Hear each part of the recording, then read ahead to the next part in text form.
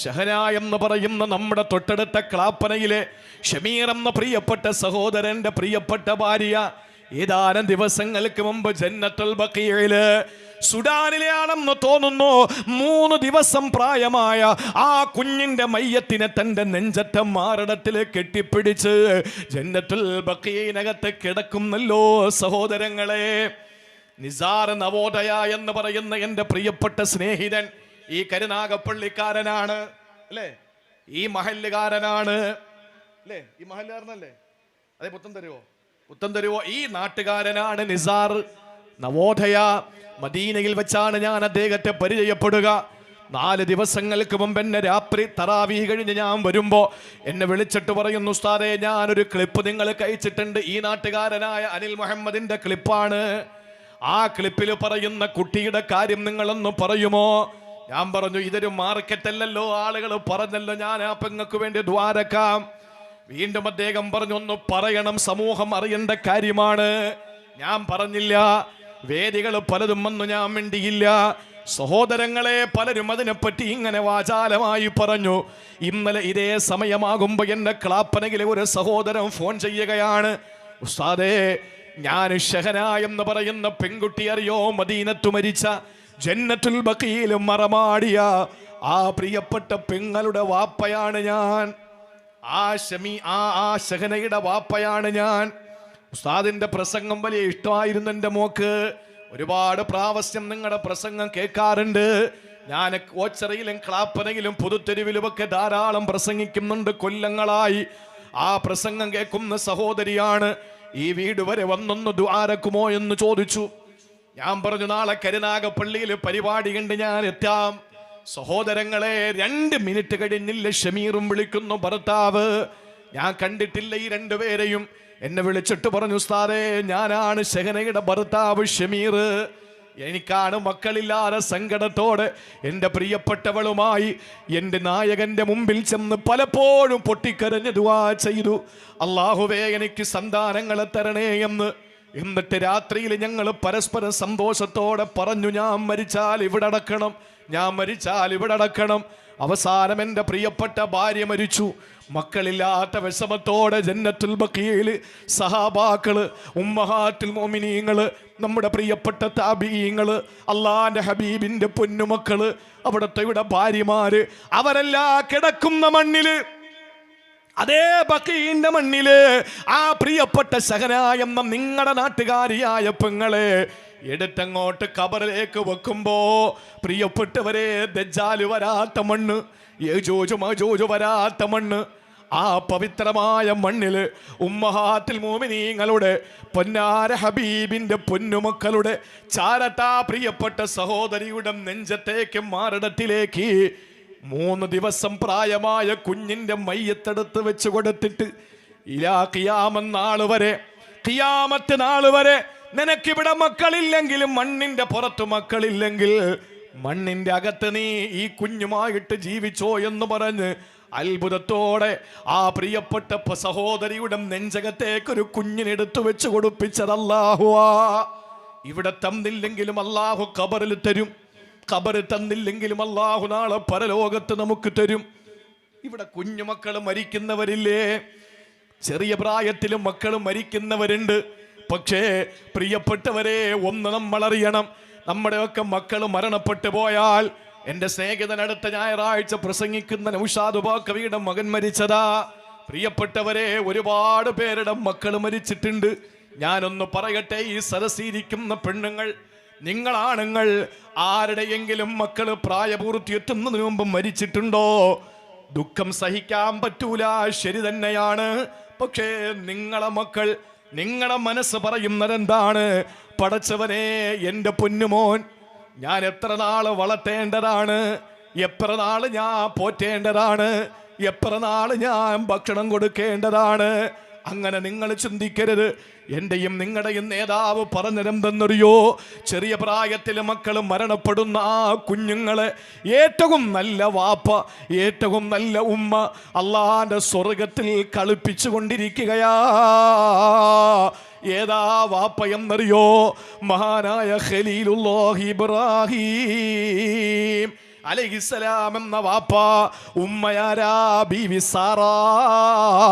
Sarah റളിയല്ലാഹു തആല അൻഹാ ഇസ്ഹാഖ് നബിയുടെ ഉമ്മയല്ലേ? ആ സാറാ ബീവി എന്ന ഭാര്യ ഉമ്മയും ഇബ്രാഹിം നബി എന്ന വാപ്പയും ചെറിയ പ്രായത്തിൽ ദുനിയാവിൽ മരിച്ചു പോകുന്ന മക്കളെല്ലാം ആളിച്ച് കളിപ്പിച്ച് സ്വർഗത്തിന്റെ കളിപ്പാട്ടം കൊടുത്ത് വളർത്തിക്കൊണ്ടിരിക്കുകയാ. എന്നിട്ട് റസൂല് നിർത്തുന്നില്ല.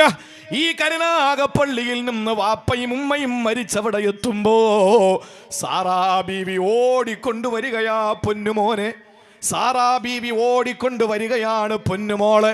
എന്നിട്ട് ദുനിയാവിൽ നിന്നും മരിച്ചുപോയ കുഞ്ഞിന്റെ കരുനാഗപ്പള്ളിയിലെ ഉമ്മയുടെ കയ്യിലേക്ക് ഏൽപ്പിക്കുന്നു. എന്നിട്ട് പറയുന്നു, ഇനി വളർത്തിക്കോ, ഇനി നിങ്ങൾ വളർത്തിക്കോ സന്തോഷത്തോടെ. പ്രിയപ്പെട്ടവരെ, മക്കളൊരു വികാരമാണ്. അതില്ലാത്തവനെ അതിന്റെ വേദന അറിയൂ. മക്കളില്ലാത്തവർക്ക് ഏതിന്റെ വേദന അറിയൂ.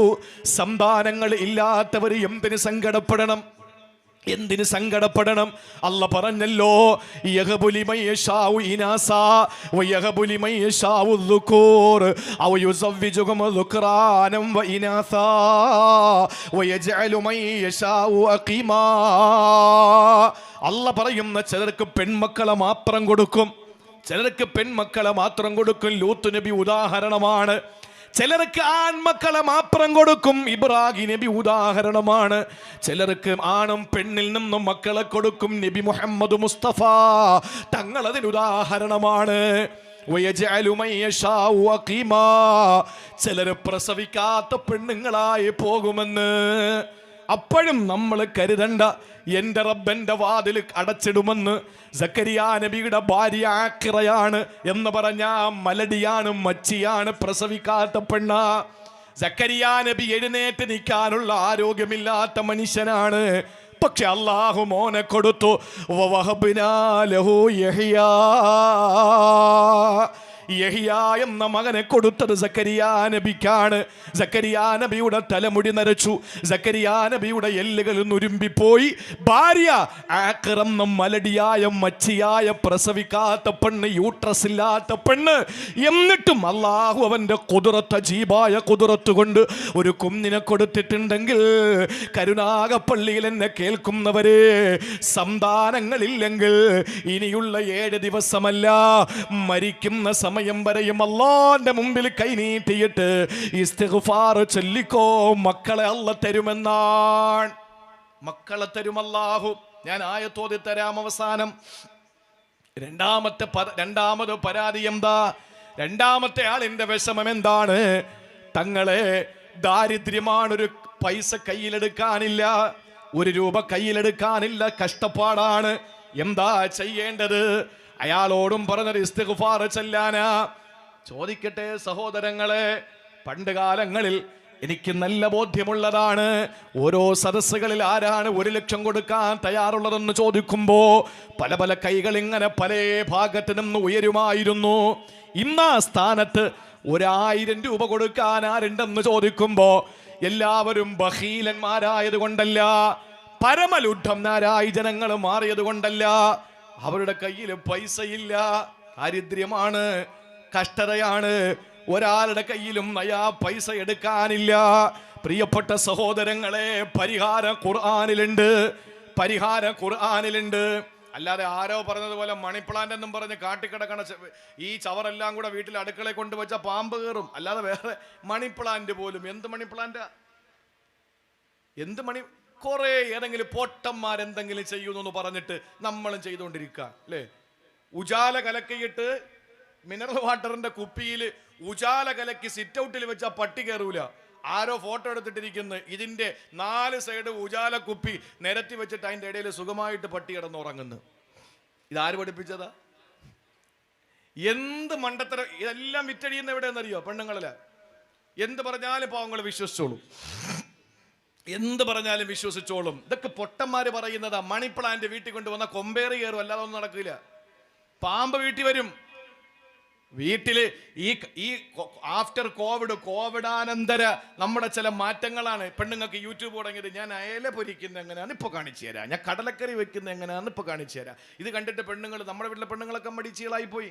അവർക്ക് നല്ലവരതൊക്കെ വെക്കാൻ അറിയാം, എങ്കിലും യൂട്യൂബ് ഓണാക്കി വെച്ചിട്ട് കടലക്കറി വെക്കും. കിട്ടുന്നത് അവസാനം ഈ കിഴങ്ങ് കറിയായിരിക്കും. അതാ പ്രശ്നം. അപ്പം ഉണ്ടാക്കാൻ കിട്ടുന്നത് ഒരട്ടിയാണ്. ഈ കോവിഡ് കഴിഞ്ഞപ്പോൾ തുടങ്ങിയൊരു കാര്യമാണ് ഈ പറയുന്ന മണി പ്ലാന്റ്. അതല്ല വേണ്ടത്. നിങ്ങൾ ഇസ്തിഗ്ഫാർ അധികരിപ്പിക്കേ. മക്കളോട് പല മക്കളെ 100 ഇസ്തിഗ്ഫാറിൽ കുറയാതെ സന്ധ്യാസമയത്ത് ചൊല്ല് അസ്തഗ്ഫിറുല്ലാഹൽ അലീം എന്ന് 100 എണ്ണം ഇരുന്ന് ചൊല്ല്. വഅഖിദ്ന ബിൽ അനാമിലി, വിരലുകൾ കൊണ്ട് എണ്ണം പിടിക്കാൻ നബി മുഹമ്മദ് മുസ്തഫ അവിടെ ഇരുന്ന് ഇസ്തിഗ്ഫാർ. ഒരു തുള്ളി മഴയ്ക്ക് വേണ്ടിയിട്ട്, ഒരു തുള്ളി മഴ പെയ്ത് കാണാൻ വേണ്ടിയിട്ട് നേരത്തെ ഞാൻ പറഞ്ഞതുപോലെ മഴ കാത്തിരിക്കുന്ന വേഴാമ്പലിന്റെ കളകൂജനം പോലെ നമ്മൾ കാത്തിരിക്കാൻ. മഴ അങ്ങോട്ട് പെയ്താൽ എന്തൊരു സന്തോഷമാണ്. ഈ മഴ വർഷിക്കണോ? മഴ വർഷിക്കാൻ എന്താ വേണ്ടത്? മഴ പെയ്യാൻ നമ്മൾ എന്താ ചെയ്യേണ്ടത്? കാലാവസ്ഥാ നിരീക്ഷകർ പറയും മഴ പെയ്യാനും പെയ്യാതിരിക്കാനും സാധ്യതയുണ്ട്. ഇത് രണ്ടുമല്ലാതെ വേറെ മൂന്നാമതൊരു ഓപ്ഷൻ ഇല്ലല്ലോ. ഉണ്ടോ? ഉണ്ടെങ്കിൽ നിങ്ങൾ പറയും. പണ്ടൊരു ജഡ്ജി വാദം കേൾക്കുകയാണ്. വാദി വന്നിട്ട് പറഞ്ഞു ഇന്ന കാര്യങ്ങളാണ്. അപ്പൊ ജഡ്ജി പറഞ്ഞു അത് ശരിയാണ്. അപ്പൊ പ്രതിക്ക് ദേഷ്യം വന്നു. പ്രതി അങ്ങോട്ട് അദ്ദേഹത്തിന്റെ കാര്യങ്ങൾ നിരത്തി. അപ്പൊ ജഡ്ജി പറഞ്ഞു അതും ശരിയാണ്. അപ്പൊ കേട്ടോണ്ടിരുന്ന ആളെ ചോദിച്ചു അത് പിന്നെ എങ്ങനെ ശരിയാവും? അതും ശരിയാണ്, അപ്പുറത്തത് ശരിയാണ് എന്ന് പറഞ്ഞതുപോലെ നമുക്ക് മുന്നിൽ 2 ഓപ്ഷനേ ഉള്ളൂ. ഒന്നുകിൽ മഴ പെയ്യും, ഇല്ലെങ്കിൽ പെയ്യൂല. അത് കാലാവസ്ഥ നിരീക്ഷകർ തന്നെ പറയണമെന്നുണ്ടോ? അത് അവരുടെ ഡ്യൂട്ടിയാണ്. ഡ്യൂട്ടി വേറെ, റെസ്പോൺസിബിലിറ്റി വേറെ. നമുക്ക് വേണ്ടത് ഉത്തരവാദിത്വമാണ്, റെസ്പോൺസിബിലിറ്റിയാണ്. അതാണ് നമുക്ക് ഉണ്ടാക്കിയെടുക്കേണ്ടത്. അല്ലാതെ ഡ്യൂട്ടി നിർവഹിക്കുന്നവരല്ല. ഒരാൾ നടന്നു വരുമ്പോ 3 പേര്, 2 പേര്, ഒരാൾ കുഴി കുത്തുന്നു, കുത്തി പോകുന്നു. കുഴി കുത്തുക എന്നല്ലേ പറയുന്നത്. ഞാൻ 6-7 കൊല്ലം ചുറ്റുമുല പഠിച്ചിട്ടുണ്ട്, അതുകൊണ്ട് ഇവിടുത്തെ ഭാഷയൊക്കെ അറിയാം അല്ലേ. അപ്പൊ ഈ കുഴി കുത്തി പോവുക. അതിന്റെ പുറകെ 2ാമത്തെ ആള് കുഴി മൂടി വരികയാണ്. നടന്നു വന്ന 3ാമൻ ചോദിച്ചു നിങ്ങൾക്ക് എന്താ വട്ടുണ്ടോ? എന്തായി കാണിക്കുന്നത്? ഒന്നുകിൽ നീ കുഴി എടുക്കാതിരിക്കുക, ഇല്ലെങ്കിൽ നീ മൂടാതിരിക്കുക. എന്തായി കാണിക്കുന്നേ? അപ്പൊ അവര് പറഞ്ഞ മറുപടി എന്തെന്നറിയോ? ഞങ്ങൾ ഞങ്ങളുടെ ഡ്യൂട്ടി നിർവഹിക്കാൻ. ഞങ്ങളുടെ ഡ്യൂട്ടിയാണ്. എന്താ ഡ്യൂട്ടി? ഞങ്ങൾ 3 പേരാ സാധാരണ ജോലിക്കുള്ളത്, ഇന്നൊരാൾ വന്നിട്ടില്ല. അത് ചോദിച്ചാൽ ആരാ വരാത്തത്? എൻ്റെ ഡ്യൂട്ടി കുഴി കുത്തലാണ്, 2ാമൻ്റെ ഡ്യൂട്ടി തൈ വെക്കലാണ്, 3ാമൻ്റെ ഡ്യൂട്ടി മണ്ണിട്ട് മൂടലാണ്. പക്ഷെ ഇന്ന് 2ാമത്തെ ഡ്യൂട്ടിക്കാരൻ വന്നിട്ടില്ല. ആരാ? ഈ തൈ വെക്കുന്നവൻ. അപ്പം ഞങ്ങൾ ഞങ്ങളുടെ ഡ്യൂട്ടി നിർവഹിക്കാൻ. അതല്ലല്ലോ, റെസ്പോൺസിബിലിറ്റി ഉണ്ടാകണം. വരുന്ന തറാവീഹിന് എവിടെയെങ്കിലും ചാരി എന്നിട്ട് ഇങ്ങനെ നിസ്കരിക്കുന്നു. ഡ്യൂട്ടി ആരെ കാണിക്കാൻ വേണ്ടിയിട്ടാണ്? കുറച്ച് കഴിക്കണം, എന്നാൽ പിന്നെ പ്രശ്നമൊന്നുമില്ലല്ലോ. ഇത് മഗ്‌രിബിന് ബാങ്ക് കൊടുത്താൽ ഞങ്ങളുടെയൊക്കെ പള്ളിയിൽ, സെൻട്രൽ പള്ളിയിൽ, ലൈവ് ഒന്നും അല്ലല്ല, സെൻട്രൽ പള്ളിയിൽ 7 മിനിറ്റ് കൊടുത്തിരിക്കുകയാണ്. ഇപ്പോൾ മഗ്‌രിബിന് ബാങ്ക് കേട്ട 7 മിനിറ്റ്. ഒരു മുറത്തിലാ കൊടുക്കുന്ന സാധനങ്ങൾ. ഈ നോമ്പ് മുറിയാൻ എന്തെങ്കിലും ഉള്ളി പോയാൽ പോരെ? കഷ്ടപ്പെട്ട് ചുമക്കുമ്പോൾ കഫങ്ങാനം അകത്ത് പോയാൽ നോമ്പ് മുറിഞ്ഞ്. അത്രേ ഉള്ളു നോമ്പെന്ന് പറഞ്ഞാൽ. എന്തെങ്കിലും ഒന്ന് അങ്ങോട്ട് പോയാൽ മതി. അത് അജുവ തന്നെ ആകണമെന്നില്ല, അതൊക്കെ ബറക്കത്താണ്. അതിനപ്പുറത്ത് എന്തെങ്കിലും ഉള്ളിലേക്ക് പോയാൽ നോമ്പ് തുറക്കും. പക്ഷേ ഇന്നത്തെ സമൂഹത്തിന് അത് പോരാ. അവര് പറയുന്നത് എന്താണ്? നോമ്പ് തുറ തന്നെ വേണം. അങ്ങനെ മുറത്തിൽ കൊടുത്തു നോമ്പ് തുറ. ആ തുറക്കാൻ മുറത്തിൽ കൊടുത്തു. ഇരുന്നൊരു സൈഡിന് തീറ്റ തുടങ്ങിയ പപ്സ്, പിന്നെന്താണ്, പിന്നെ ഈത്തപ്പഴം, സമൂസ, പിന്നെ അങ്ങനെയുള്ള എന്തൊക്കെയോ ഐറ്റങ്ങൾ, ആപ്പിള്, കിണ്ണത്തപ്പം. അതൊന്നും ഇവിടെ ഉണ്ടോ? കിണ്ണത്തപ്പം അത് ഇവിടെ വന്നിട്ടില്ല, തിരുവനന്തപുരത്ത് മാത്രം ഉള്ളതാ. അപ്പൊ കിണ്ണത്തപ്പം, അങ്ങനെ പല സാധനങ്ങൾ ഇങ്ങനെ കൊടുക്കുക. ഇത് 7 മിനിറ്റ് 8 മിനിറ്റ് കൊടുത്തു സമയം. എന്നാലും കൈ കെട്ടുമ്പോ കേൾക്കാം ഈത്തപ്പഴം എടുക്കുന്നത് പല്ലിന്ന്. ഈ 7 മിനിറ്റ് കൊടുത്താലും പോരാ സമയം.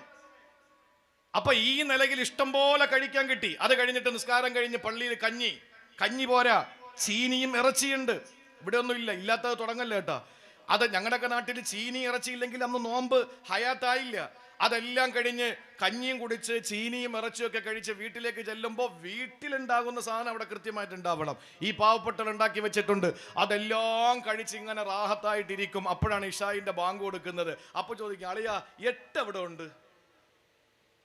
8 എവിടെ ഉണ്ട്? നമുക്ക് അവിടെ പോയാലോ? കാരണം വയ്യ, ഇന്ന് ക്ഷീണമാണ്. 20 തന്നെ പോയെന്ന് പാടാ. അപ്പൊ നമുക്ക് 8 പോയാലോ? എൻ്റെ പ്രിയപ്പെട്ട സഹോദരങ്ങളെ, ഈ നിലയിൽ നമ്മൾ കുറച്ചങ്ങോട്ട് കഴിക്കേണ്ടത് 2 നേരം കഴിക്കാനാണ് നമ്മളോട് നോമ്പിന് പറഞ്ഞത്. 1 നോമ്പ് തുറക്കുന്ന സമയം, 2 അത്താഴം. തറാവി കഴിഞ്ഞിട്ട് പോയിട്ടുള്ള കഴിപ്പൊന്നും ദീനിലില്ല. വേണമെങ്കിൽ കഴിച്ചോളി, ദീനിലില്ല എന്ന് കരുതിയിട്ട് കഴിക്കാതിരിക്കേണ്ട, പട്ടിണി കിടന്ന് മരിക്കണ്ട. ആവശ്യമുള്ളവർക്ക് കഴിക്കാൻ കുഴപ്പമൊന്നുമില്ല. പക്ഷെ ഈ നിലയിൽ ഭക്ഷണം അങ്ങോട്ട് നമ്മൾ കഴിച്ച് റാഹത്തായി എല്ലാ നിലയിലും പ്രിയപ്പെട്ടവരെ നമ്മളൊക്കെ അങ്ങോട്ട് നല്ല പുഷ്ടിപ്പെട്ടുകൊണ്ടിരിക്കുക. ആ സമയത്ത് ഒരു നിമിഷം നമ്മളൊന്ന് ആലോചിച്ച് നോക്കണം. എൻ്റെയും നിങ്ങളുടെയും ജീവിതത്തിൽ മഴയെന്ന് പറയുന്ന സംഗതിയില്ലാതെ മഴ കിട്ടാതെ വിഷമിക്കുന്ന ഒരു സമൂഹത്തിൻ്റെ മുമ്പിൽ നമുക്ക് ഖുർആനിലും മരുന്നുണ്ട്. അത് ഡ്യൂട്ടിയായിട്ട് ചെയ്താൽ പോരാ, റെസ്പോൺസിബിലിറ്റി ഉണ്ടാകണം. അല്ലാതെ ഒരു ഡ്യൂട്ടി നിർവഹിക്കുക, തറാവീഹിന് ചേർന്ന് നിസ്കരിക്കുക, തറാവീഹിന് ചുവര് ചേർന്ന്, എന്തിനാണിത്? നമുക്ക് കഴിയുമെങ്കിൽ ആരോഗ്യത്തോടെ നിസ്കരിക്കുക. ഞാൻ ഇന്ന് വന്നപ്പോൾ എൻ്റെ സഹോദരങ്ങളടുത്ത് ഞാൻ സുഹൃത്തുക്കളടുത്ത് പറഞ്ഞ കാര്യമാണ്. എന്തിനാണ് ഇന്നപ്പത്തെ സമയമില്ല 3 റക്അത്ത് കരിച്ചിട്ട് പോവാ? എന്തിന്? അള്ളാഹ്ക്ക് എത്ര ദാരിദ്ര്യമുണ്ടോ? നിനക്ക് പറ്റുമെങ്കിൽ നിസ്കരിക്കുക. നീ എന്തിന് അള്ളാഹ്ക്ക് 3 റക്അത്ത് കൊടുക്കാൻ നിൽക്കുന്നേ? നിന്നോട് പറഞ്ഞ നിസ്കാരം നീ കൃത്യമായിട്ട് നിർവഹിക്കുക. അതല്ലേ ചെയ്യേണ്ടത്? ആ ഒരു രീതിയിൽ നമ്മൾ റെസ്പോൺസിബിലിറ്റി, ഉത്തരവാദിത്വം നിർവഹിക്കുന്നവരായി നമ്മൾ മാറണം. അങ്ങനെ നിങ്ങളൊന്ന് നിർവഹിച്ചു നോക്കിയേ, അള്ളാഹു താല നമുക്ക് മഴ തരും. അല്ലാതെ മഴ കിട്ടാൻ വേണ്ടിയിട്ട് വേറെ എന്തൊക്കെ ചെയ്താലും എൻ്റെ പ്രിയപ്പെട്ടവരെ മഴ കിട്ടൂല. അവരുടെ ഡ്യൂട്ടി അവർ നിർവഹിക്കുന്നുണ്ട്. മഴ പെയ്യാതിരിക്കും എന്നൊക്കെ പറഞ്ഞിട്ട് നമുക്ക് മഴ പെയ്യിപ്പിക്കാൻ നമ്മുടെ മുമ്പിൽ മരുന്നുണ്ട്. ആ മരുന്ന് ഇസ്തിഗ്ഫാറ. ഹസൻ ബസ്രി തങ്ങൾ പറഞ്ഞപ്പോൾ ജനങ്ങൾ അത്ഭുതപ്പെട്ടു. ആ സമയമാണ് ഇസ്തിഗ്ഫാറിനെ പറ്റിയിട്ട് മഹാനവറുകൾ പറഞ്ഞു കൊടുത്തത്. ഇതെന്റെ വാക്കല്ല, അല്ലാഹു പറഞ്ഞതാണ്. ഫഖുൽതു ഇസ്തഗ്ഫിറൂ റബ്ബക്കും ഇന്നഹു കാന ഗഫാറാ യുർസിലിസ് സമാ അലൈക്കും ഇദ്റാറാ വയുംദിദുക്കും ബിഅംവാലിൻ വബനീൻ വയജ്അൽ ലക്കും ജന്നാത്തിൻ വയജ്അൽ ലക്കും അൻഹാറാ. അല്ലാഹ് പറയുകയാണ്, ഫഖുൽതു ഇസ്തഗ്ഫിറൂ റബ്ബക്കും, നിങ്ങളുടെ റബ്ബിനോട് നിങ്ങൾ പൊറുക്കലിനെ ചോദിക്കുക. കാരണം ഇന്നഹു കാന ഗഫാറാ, അല്ലാഹു വല്ലാതെ പാപം പൊറുക്കുന്നവനാ. അല്ലാഹു നിങ്ങൾ ചെയ്ത മുഴുവൻ പാപങ്ങളെയും അല്ലാഹ് പൊറുത്തു തരുന്നവനാ. യുർസിലിസ് സമാ അലൈക്കും മിദ്റാറാ, ഇസ്തിഗ്ഫാറിലൂടെ നിങ്ങൾക്ക് ആകാശ ലോകത്ത് നിന്ന് സമൃദ്ധമായി മഴ പെയ്യിപ്പിച്ച് തരുകയും ചെയ്യുന്നതാ. വയുംദിദുക്കും ബിഅംവാൽ, നിങ്ങൾക്ക് ധാരാളം സമ്പത്തല്ല തരുന്നതാ. വബനീ, ഒരുപാട് സന്താനങ്ങളെ റബ്ബ് തരുന്നതാ. വയജ്അൽ ലക്കും ജന്നാത്തിൻ വയജ്അൽ ലക്കും അൻഹാറാ, നിങ്ങൾക്ക് ധാരാളം തോട്ടങ്ങളും അരുവികളും സർവ്വ സംവിധാനങ്ങളും അല്ലാഹു നിങ്ങൾക്ക് തരുന്നതാ. എല്ലാ സംവിധാനങ്ങളും നിങ്ങൾക്ക് അല്ലാഹു തരും. അതിന് നിങ്ങൾ ചെയ്യേണ്ടത് ഒരേ ഒരു കാര്യം മാത്രമാണ്. അതല്ല പരിചയപ്പെടുത്തുന്നു. ഫഖുൽതു ഇസ്തഗ്ഫിറൂ റബ്ബക്കും, നിങ്ങളുടെ റബ്ബിനോട് ഇസ്തിഗ്ഫാർ ചെയ്യുക, പാപമോചനം തേടുക. അതുകൊണ്ട് കരുണാകപ്പള്ളിക്കാരാ, അല്ലാഹുവിനോട് പൊറുക്കലിനെ തേടാ. അല്ലാഹു പ്രത്യേകിച്ച് തന്ന മാസമാണ് റമളാൻ. അതിൽ പൊതുവേ റമളാൻ നമ്മൾ ഇസ്തിഗ്ഫാറിന് വേണ്ടി മാറ്റിവെക്കുമ്പോൾ രണ്ടാമത്തെ 10 പ്രത്യേകിച്ച് ഇസ്തിഗ്ഫാറിന്റെ 10ആണ്, പാപമോചനത്തിന്റെ 10ആണ്. അല്ലാഹു നമുക്ക് നന്നായിട്ട് അമൽ ചെയ്യാനുള്ള തൗഫീക്ക് തരട്ടെ. ഒരു കാര്യം കൂടി ഞാൻ പറയുന്നു, മൂന്നാമത്തെ 10 വരാനിരിക്കുകയാ സഹോദരങ്ങളെ. ഇനിയുള്ള എണ്ണപ്പെട്ട ദിവസങ്ങൾ കഴിഞ്ഞാൽ മൂന്നാമത്തെ 10 കടന്നു വരുന്നുണ്ട്. അത് നരകമോചനത്തിന്റെ 10ആണ്. ഞാൻ ആമുഖം പറഞ്ഞപ്പോൾ നിങ്ങളെ ഉണർത്തിയല്ലോ. നരകമോചനത്തിന്റെ 10 എന്ന് പറയുന്നത് അല്ലാഹു റബ്ബുൽ ഇസ്സത്തിന്റെ കോപം കൊണ്ട് നിറയ്ക്കപ്പെട്ട നരകത്തിൽ നിന്ന് മോചിപ്പിക്കാൻ അല്ലാഹു നമുക്ക് തന്ന പുണ്യമായ 10ആണ്. ആ നരകം സൃഷ്ടിക്കപ്പെട്ടത് തീ കൊണ്ടാണ്. തീ കൊണ്ട് സൃഷ്ടിക്കപ്പെട്ടത് ശൈത്താനാണ്. ആ ശൈത്താനിൽ നിന്നുണ്ടാകുന്നത് കോപമാണ്. ഇന്നൽ ശൈത്താന ഖുലിക മിനന്നാർ, ശൈത്താൻ പടയ്ക്കപ്പെട്ടത് തീ കൊണ്ടാണ്. എന്നിട്ട് പറഞ്ഞു അൽ ഗളബു മിനശ് ശൈത്താൻ, കോപം ശൈത്താനിൽ നിന്നാണ്. അതുകൊണ്ട് ആർക്കെങ്കിലും ദേഷ്യം വന്നാൽ ഫൽയതവല്ലവൻ ഉളു ചെയ്തു കൊള്ളട്ടെ. കാരണം വെള്ളത്തെ തീയെ വെള്ളമേ കെടുത്താൻ പറ്റുകയുള്ളൂ. അതുകൊണ്ട് പ്രിയപ്പെട്ടവരെ, ഈ മാസത്തിന്റെ അവസാനത്തെ 10 നരകമോചകരുടെ കൂട്ടത്തിൽ നമുക്ക് ഉൾപ്പെടണമെങ്കിൽ, അള്ളാന്റെ കോപത്തിന് ഇരയാകാതെ നമുക്ക് ജീവിക്കണമെങ്കിൽ നമ്മുടെ മുന്നിലുള്ള മാർഗമേതെന്നറിയോ? ആരോട് കോപിക്കാതിരിക്കുക, ആരോടും ദേഷിക്കാതിരിക്കുക. 3 വട്ടം റസൂലുള്ളാഹിന്റെ മുന്നിൽ വന്ന് സങ്കടം പറഞ്ഞ സഹാബി വര്യനോട്, എന്താ റബിയേ എനിക്കൊരു ഉപദേശം തരൂലേ? ആ സമയത്ത് റസൂലുള്ള പറഞ്ഞതിലാ തഗ്ലബ്, കോപിക്കല്ലേ, വീണ്ടും വന്നു നബിയെ വേറെന്തെങ്കിലും ഉപദേശമുണ്ടോ എന്ന അർത്ഥത്തിലാവുന്നത്. അദ്ദേഹത്തോട് വീണ്ടും പറഞ്ഞു ലാ തഗ്ളബ്, കോപിക്കല്ലേ. മൂന്നാമത്തെ പ്രാവശ്യവും വന്നു. ആ സഹാബിയോട് നബി തങ്ങൾ പറഞ്ഞത് ലാ തഗ്ളബ്, കോപിക്കല്ലേ. സഹോദരങ്ങളെ, കോപം എന്ന് പറയുന്നത് നമ്മൾ ഒഴിവാക്കാൻ മെനക്കെടുവോ? ആരോടാ കോപമില്ലാത്തത്? ഭാര്യയുടെ വീഴ്ചകൾ കണ്ടിട്ട് കോപിക്കുന്ന ഭർത്താവേ, എങ്ങനാണ് അല്ലാഹു നിന്നെ നരകത്തിൽ നിന്ന് മോചിപ്പിക്കുക? പള്ളിയിൽ ഉസ്താദിൽ നിന്നോ, അല്ലെങ്കിൽ പള്ളിയിലെ മുഅദ്ദിനിൽ നിന്നോ, അല്ലെങ്കിൽ നമ്മുടെ തൊഴിലാളികളായ മറ്റുള്ള ആളുകളിൽ നിന്നോ എന്തെങ്കിലും വീഴ്ചകൾ കാണുമ്പോ വിട്ടുവീഴ്ച മനോഭാവത്തോടെ കോപിക്കാതെ ദേഷിക്കാതെ മാപ്പ് കൊടുക്കാൻ നമുക്ക് മനസ്സുണ്ടോ? എന്നാ നരകമോചനത്തിന്റെ പത്തിൽ അല്ലാഹു നമ്മളെ നരകത്തിൽ നിന്ന് മോചിപ്പിക്കുമെന്ന് കാരുണ്യത്തിന്റെ പ്രവാചകൻ മുഖ്ബിറേ സാദിഖുൽ മസ്ദൂഖ്, നമ്മുടെ വികാരമേ വിചാരമേ നബി മുഹമ്മദ് മുസ്തഫ അവിടുന്ന് പഠിപ്പിച്ചിട്ടുണ്ടെങ്കിൽ എൻ്റെ സഹോദര, ആമുഖം പറഞ്ഞത് ഞാൻ ഒന്നുകൂടെ റിപ്പീറ്റ് ചെയ്യുകയാണ്. പരിശുദ്ധ റമളാൻ സൃഷ്ടാവും സൃഷ്ടിയും തമ്മിലുള്ള ബന്ധം സുദൃഢമാക്കാൻ വേണ്ടിയിട്ടല്ല, മറിച്ച് സൃഷ്ടികളും തമ്മിലുള്ള ബന്ധത്തെ ഒന്നുകൂടി ഊട്ടി ഉറപ്പിക്കുന്നതിന് വേണ്ടി പടച്ചവൻ തന്നതാണ് റമളാൻ. അതുകൊണ്ട് 3:10 സൃഷ്ടികളോടുള്ള കടമകൾ പൂർത്തീകരിച്ചിട്ട് ആ കടമകളിൽ നിന്ന് അല്ലാഹു റബ്ബുൽ ഇസ്സത്ത് ശവ്വാൽ മാസം 1-ാം തീയതി അഥവാ പെരുന്നാളിന്റെ ദിവസത്തിൽ ഞാനും നിങ്ങളും വരുന്നത് എങ്ങനെയെന്നറിയോ? എന്താണ് ആ പെരുന്നാളിന്റെ പേര്? എന്താ നമ്മൾ കാണാൻ പോകുന്ന, നേരിടാൻ പോകുന്ന പെരുന്നാളിന്റെ പേരെന്താ? എന്ത് പെരുന്നാളാ? നിസ്കാരത്തഴമ്പ് പുരികത്തായ നമ്മുടെ ഈ ഏരിയയിലൊക്കെ മൈക്ക് വയ്ക്കുന്ന ആളാ, അതുകൊണ്ട് നമ്മൾക്ക് പറയാത്. എന്ത് പെരുന്നാളാ വരാൻ പോകുന്നേ? തിരുവനന്തപുരത്ത് ഈദുൽ ഫിത്തറാണ്. ഇവിടെ എങ്ങനെ തന്നെ? ശരി, ഈദുൽ ഫിത്തർ. ഈദുൽ ഫിത്തർ എന്ന് നമ്മൾ പറയുന്ന ഈ പെരുന്നാളിന്റെ പേരിന്റെ അർത്ഥം എന്താണെന്നറിയോ? എന്താണ്? ഞാൻ നിർത്തി. ഈദുൽ ഫിത്തർ എന്ന് പറയുന്നത് ചെറിയ പെരുന്നാളെന്ന് നമ്മൾ അർത്ഥം വയ്ക്കുന്നു. ആ അർത്ഥം തെറ്റാണ്. ഈദുൽ ഫിത്തർ എന്നതിന് ചെറിയ പെരുന്നാൾ എന്ന അർത്ഥമില്ല.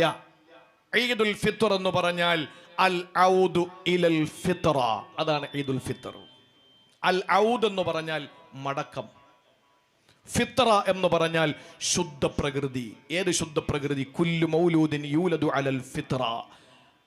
ഓരോ കുഞ്ഞും പ്രസവിക്കപ്പെടുന്ന ശ്രീ അവിട്ടം തിരുനാൾ ഹോസ്പിറ്റലിലോ കരുനാഗപ്പള്ളി പേൽ ഹോസ്പിറ്റലിലോ അല്ലെങ്കിൽ ഏതെങ്കിലും ഒരു ഹോസ്പിറ്റലിൽ ഒരു പെണ്ണ് പ്രസവിക്കുമ്പോൾ ആ കുഞ്ഞ് പ്രസവിക്കപ്പെടുന്നത് കുല്ലു മൗലൂദിൻ യൂലദു അലൽ ഫിത്ര, ശുദ്ധ പ്രകൃതിയിലാണ്.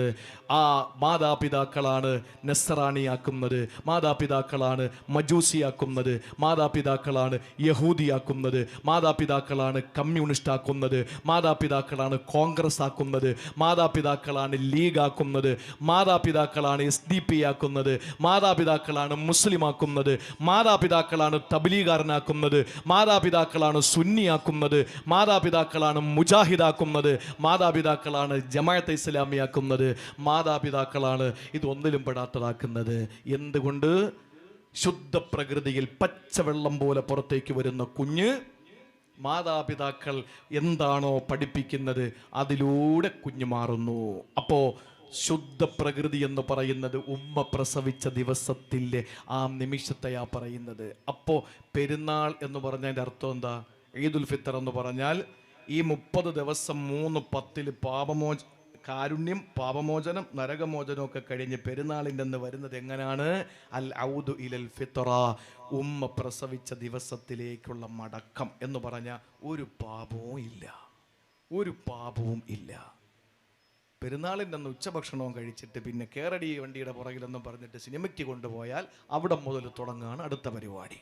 അപ്പൊ അതുകൊണ്ട് 30 ദിവസക്കാലം നമ്മളുടെ ഈ കർമ്മമണ്ഡലങ്ങൾ എത്രത്തോളം സംശുദ്ധമാകുന്നുണ്ടോ ആ പെരുന്നാൾ ദിവസത്തിൽ നമുക്ക് അല്ലാഹു സമ്മാനിക്കുന്നത് ഉമ്മ പ്രസവിച്ച ദിവസത്തിന്റെ പാപ സുരക്ഷിതത്വമാണ്. ആ സുരക്ഷിതത്വം പേറി ഒരു നവോന്മേഷത്തോടെ ഒരു പുതുജീവിതം നയിക്കാൻ എന്നോടും നിങ്ങളോടും വസിയത്ത് ചെയ്തുകൊണ്ട്